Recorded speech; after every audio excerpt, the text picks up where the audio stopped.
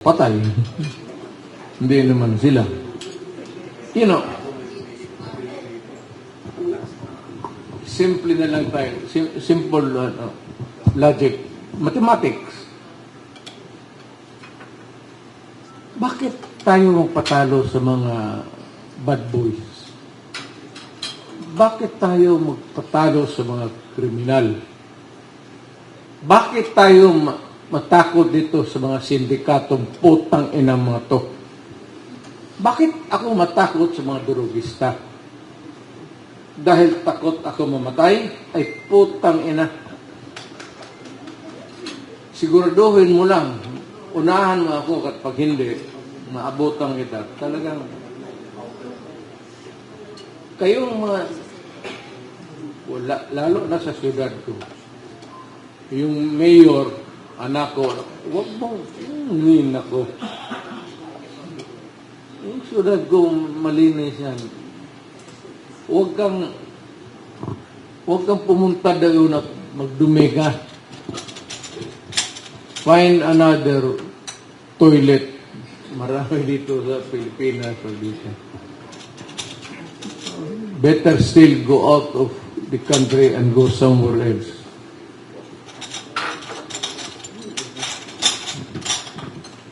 Next question.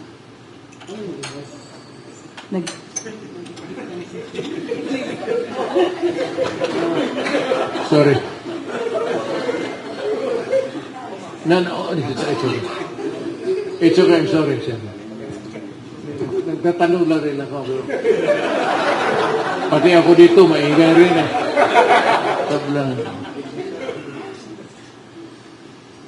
Mabuti, paminsan-minsan na lang kasi ako na pupunta dito, hindi naman tayo. Ayaw, hindi ako nagbibiro.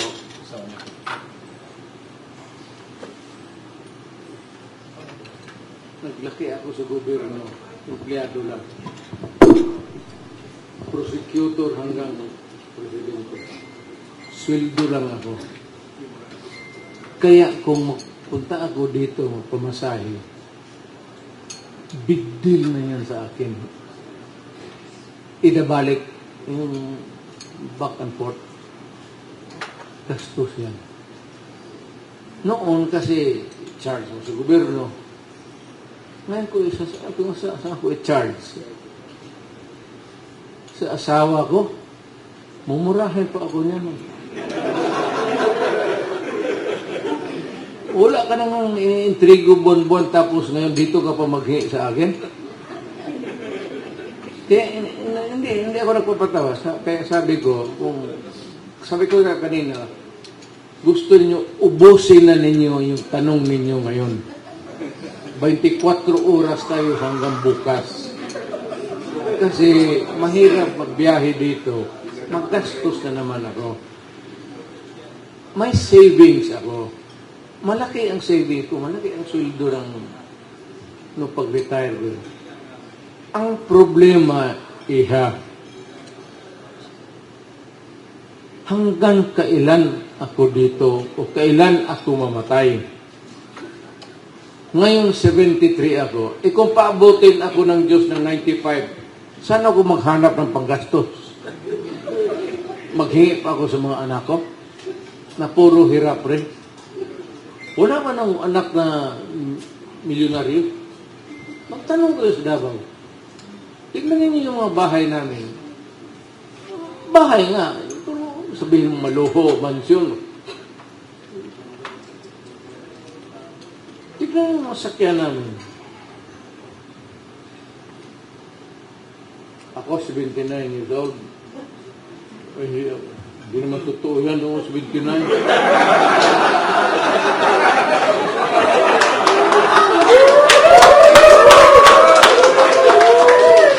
Nakawag pa kaya ako ng 79 years old.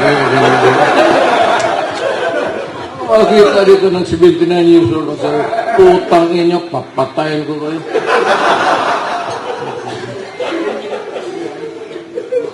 You think a 79-year-old guy can threaten criminals? Kasi, yan silang pagtakot lang yan. Kasi kung itong gobyerno na ito, kung maaari lang, magpabili ng baril na mura. Kasi yung paltik sa Danau lang, lisensya, bigyan mo lahat ng tao ng baril. Di ba? Tabla na. Yung mga kriminal, gano'n yung magkagong yan. Kaya ako, wala akong, alam mo, ang pasensya ko, ang pasensya so kapwa ko tao hanggang ganyan kataas. Kriminal, ganyan lang. Gano'n lang. Utang ina pagka nagkamali ka, hanggang dyan ka lang. Hindi ka napapalusutin. Hindi ka pa. Hindi ako maniwala na kailangan mo mabuhay at the expense of the other guy's pocket. Bakit ka mabuhay sa bulsa ng ibang tao? Kung wala kang pera, pues, mamili ka, ilang Jones Bridge, ilang bridge yan dyan. Mamili ka lang sa anong bridge ka tatalon dyan. No. Kung wala ka man lang pagkain, tapos desperado ka, gusto mo mag-hold up, ay, putang ina. Maghanap ka na, mamili ka na ng tulay ng gusto mo dyan.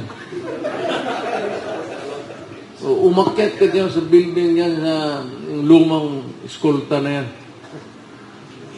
Total, pag dating mo sa baba, isang boom. Tapos na. Wala nang problema mo. Tangina yan, bakit mo damayin yung ibang tao na hirap na nga sa buhay, hold upin pa ninyo, takutin pa ninyo. May kotse nga, hindi naman sa kanya, sa kumpanya, nakakotse lang, tapos ang ayaw ko, alam ko kayo mga kidnapper, pag kinignap ninyo isang tao at pinatay ninyo, hindi ko kayo bubuhayin. At kung malaman ko kung nasaan ka nakatira, saan ko yung kikidnapin ko yung isang anak mo, itapong ko yan, putang inang. Itapong ko dyan sa dyan sa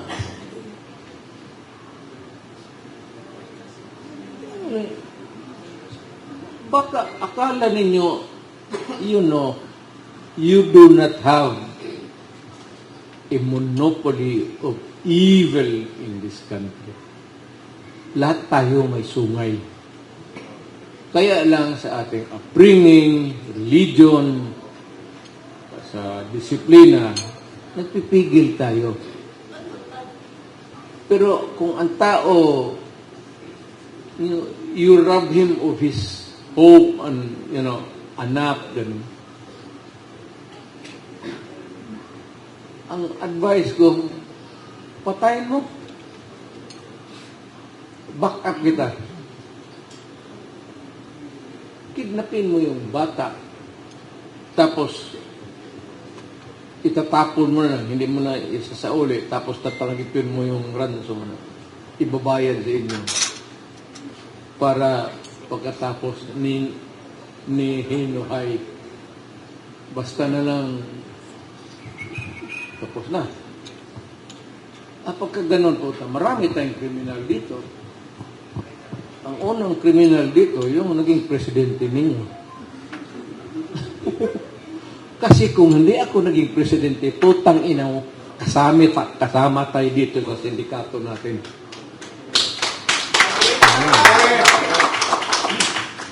Kidnapper rin ako. Hold upper rin ako. Huwag niyo akong bulahin ako. Takot-takutin yung baril-baril ng mga sindikato.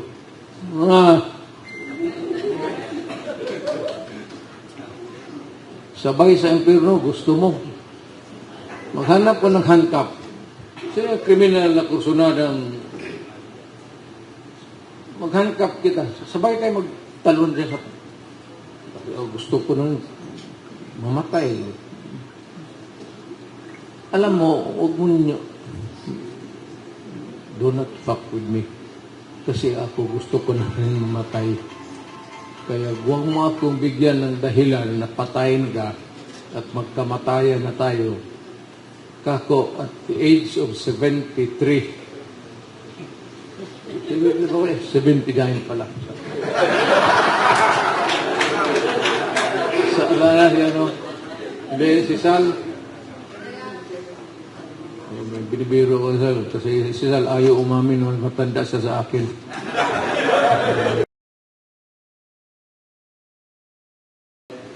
Siguro si Panelo, basta matanda yan siya sa akin, o bata-bata lang. May katanungan ba? Yes, Ms. Pa. Mr. President, naniniwala ho kami at naniniwala ho ang Davao-enyo na maganda ang ginawa ninyo sa Davao. At lahat ng sambayan ng Pilipino ay naniniwala maganda ang ginawa ninyo sa bansa.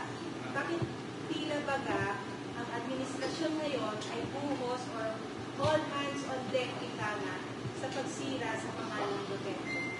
Bukod ay pagkus na maganda naman ang inyong ginawa. Kaya sinabi ko, I don't give a shit.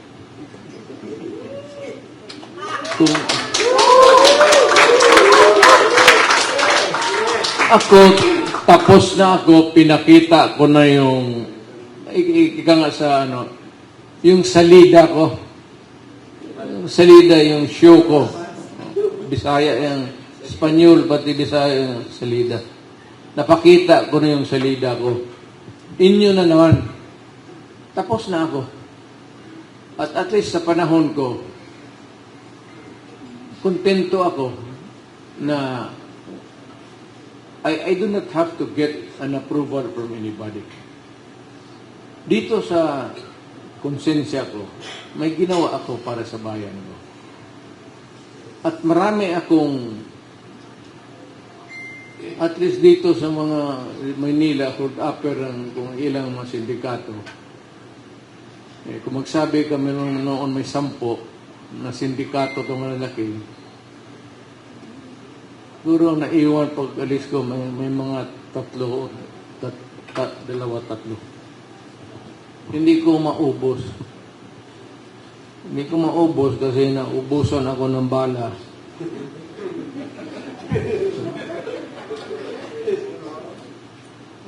Hindi kasi magprangkahan tayo. Sabi ko magprangkahan na lang tayo. Huwag lang tayo maglaro-laro dito. Total, hindi naman ako public officer. Huwag na tayo magdrama. Alam mo, kung kayo mga criminal, kung ano-ano, kaya kong gawain yung ginagawa ninyo plus 100 times pa. More cruel and more violent than what you can do. You do your worst and I will do mine, at doon na lang tayo magkita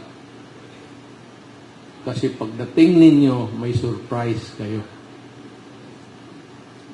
Kasi dapat mauna ako. Kasi pagdating ninyo sa impyerno, magtaka kayo si Satanas, wala na sa trono nila.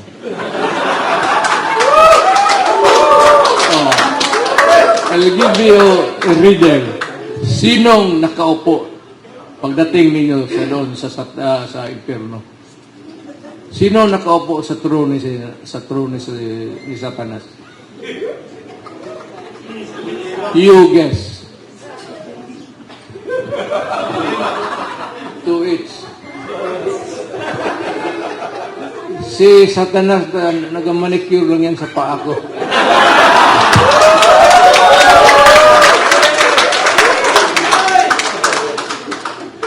Bakit ako magpatalo? Gago.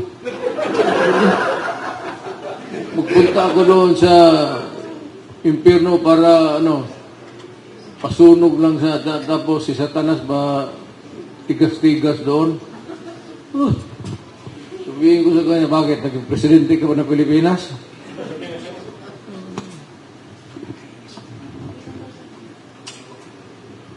Hindi, ako, sarcasm plus malicious, na ako.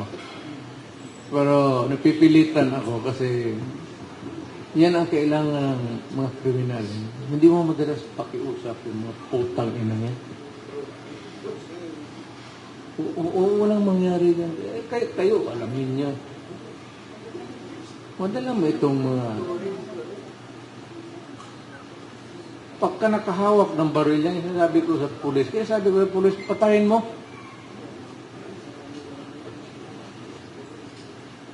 Tanungin mo yung mga pulis dito. Sabi ko, wag ko kayong makita, maabutan sa ospital na nakatingalo, na binaril kayo ng kriminal. Dapat yung kriminal ang nandyan sa emergency room. Kayo yung pakapi-kapi pagkatapos ng trabaho.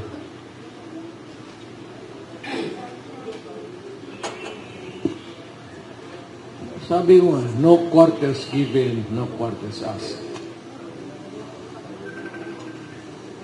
Yun ang training ko. Ang problema lang kasi ay ang nasa kampo ako dito sa civilized world. Kasi kung nalagay rin ako sa kampo dito sa mga ulol na to, the evil, tagal na siguro ako sa kulungan, ay patay na.